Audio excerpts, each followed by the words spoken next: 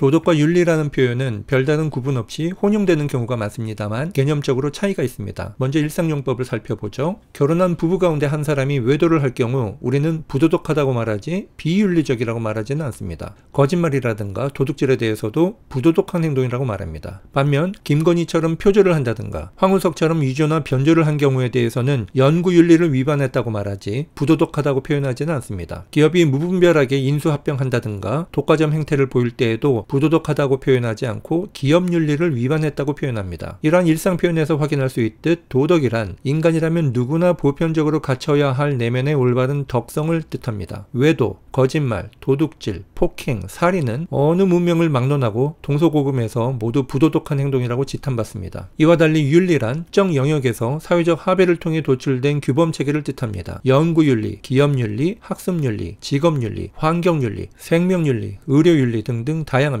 이들 개별적 윤리 규범들은 과거에는 없었던 것입니다. 환경오염, 인간복제, 로봇, 자율주행 자동차 등 과거에는 없었던 새로운 사태가 등장함에 따라 그 사태가 속한 특정 영역에서 새로운 규범체계가 갖춰지게 됩니다. 도덕은 윤리 규범으로 구체화되고 윤리 규범은 반드시 도덕을 기반으로 구성되어야 합니다. 예컨대 남의 것을 훔치면 안 된다는 도덕 규범이 연구 분야에 적용되면 타인의 창작물을 훔치면 안 된다는 의미의 표절 금지라는 연구윤리 규범이 만들어지게 됩니다. 인간 복제를 금지한다는 생명윤리 규범은 인간은 수단화되어서는 안 된다는 도덕 규범을 토대로 형성된 것입니다. 요컨대 도덕은 모든 인간이 태어날 때부터 내면에 갖추고 있는 보편적 착한 본성이며 윤리는 그러한 도덕이라는 본성이 구체적 사안에 적용된 특정 분야의 규범체계라고 규정할 수 있겠습니다. 자, 여기까지는 도덕과 윤리의 일상 용법에 관한 설명이었습니다. 이번엔 좀 더 그 어원을 따져 도덕과 윤리의 관계에 대해 살펴보겠습니다. 도덕과 윤리라는 표현이 과거에도 있기는 했지만 지금처럼 그다지 널리 쓰이지는 않았습니다. 조선왕조실록에 도덕이라는 표현은 모두 395회 나오고 윤리라는 표현은 154회밖에 안 나옵니다. 과거 선조들이 도덕과 윤리라는 표현 대신 더 즐겨 사용했던 표현은 강상입니다. 조선왕조실록에 1529회나 나옵니다. 강상은 삼강과 오상을 합해 부르는 명칭이죠. 도덕과 윤리라는 개념은 전통적 맥락이 아닌 서양 철학적 측면에서 따져야 합니다. 과거 일본의 학자들이 서양 학문을 수입하면서 모럴을 도덕으로, 에틱스를 윤리학으로 번역하면서 도덕과 윤리라는 표현이 널리 쓰이게 되었기 때문입니다. 먼저 윤리라는 표현부터 보겠습니다. 윤리라는 표현은 아리스토텔레스가 본격적으로 사용하기 시작했습니다. 아리스토텔레스의 니코마코스 윤리학에 그 전모가 드러나 있습니다. 그의 스승인 플라톤은 윤리에 대해 관심이 없었을 뿐만 아니라 윤리라는 표현 자체를 사용하지도 않았습니다. 아리스토텔레스는 성격 또는 성품을 뜻하는 의미로 장음 에토스를 사용했고 관습 또는 습관을 뜻하는 단어로 단음 에토스를 사용했습니다. 그가 사용한 에토스라는 표현에는 요즘 우리가 말하는 도덕과 윤리의 두 가지 뜻이 모두 포함되어 있었던 것이죠. 이 에토스가 에티코스의 어원이 됩니다. 그리고 이 에티코스는 로마 시대 라틴어 모랄리스로 번역됩니다. 모랄리스의 어원인 모레스는 관습, 풍습, 습관의 뜻을 가집니다. 그리스어 단음 에토스와 같은 의미이죠. 에티코스가 윤리의 어원이 되고 모랄리스가 도덕의 어원이 됩니다. 이러한 어원의 변천사만 보면 윤리에는 내면적 성격과 사회적 관습의 두 가지 뜻이 모두 있고 도덕에는 사회적 관습이라는 뜻만 있는 것으로 볼 수 있겠습니다. 하지만 라틴어 모랄리스는 그 후 더 이상 관습, 습관이라는 뜻으로 쓰이지 않고 내면적 덕성이라는 의미로 변모하게 됩니다. 요컨대 아리스토텔레스가 말한 윤리, 즉 에티코스에는 오늘날 일상용법의 도덕과 윤리라는 의미가 모두 포함되어 있고 초기 라틴어의 도덕, 즉 모랄리스에는 오늘날 일상용법의 윤리라는 의미만 포함되어 있습니다. 이처럼 어원을 따지면 논의가 상당히 혼란스러워집니다. 도덕과 윤리학에 관해 가장 중요한 이야기를 한 사람은 칸트입니다. 칸트는 도덕을 인간이라면 누구나 무조건 따라야 할 보편적이고 선험적인 행위 원칙이라고 이해하고 윤리학을 그러한 도덕에 관한 이론적 체계라고 말합니다. 독일어 에티크는 윤리라는 뜻과 윤리학이라는 두 가지 뜻이 있습니다. 칸트는 에티크를 윤리학으로 이해함으로써 도덕과 윤리학의 관계를 정리합니다. 윤리학을 통해 도덕 법칙의 구체적인 규범들의 의미가 드러나게 됩니다. 윤리, 도덕과 연관된 개념으로 인륜이 있습니다. 인륜은 과거 우리의 선조들이 윤리보다 더 자주 사용했던 표현입니다. 유교 문명권에서 인륜이란 인간으로서 마땅히 따라야 할 보편적 도덕 원리를 의미합니다. 독일어로는 지테가 인륜에 가장 가까운 개념어인데요. 헤겔은 인륜을 매우 중시했던 인물입니다. 그는 인륜성, 즉